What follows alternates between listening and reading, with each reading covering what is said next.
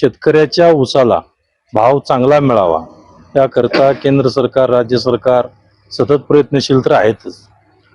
परंतु शेतकऱ्याच्या ऊसापासून, शेतकऱ्याचा जो ऊस आहे त्या ऊसापासून जे जगाला गरज आहे, आज इंधनाची खूप मोठी गरज आहे.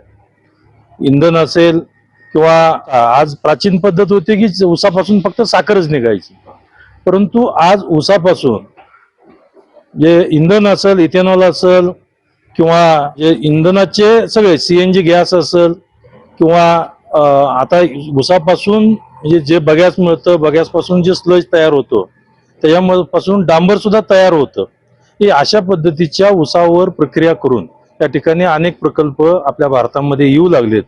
असे प्रकल्प चालू असतानाच जकरा परिवाराने, जाधव कुटुंबियांनी या ठिकाणी अत्यंत स्तुत्य हा सीएनजी प्रकल्प उभा केला.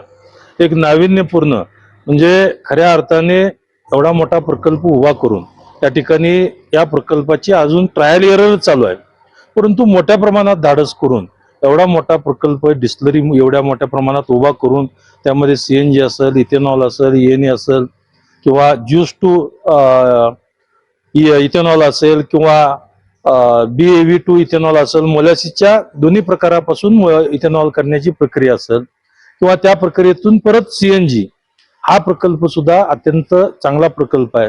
हा प्रकल्प बघण्यासाठी आम्ही सर्वजण आलेलो आहोत.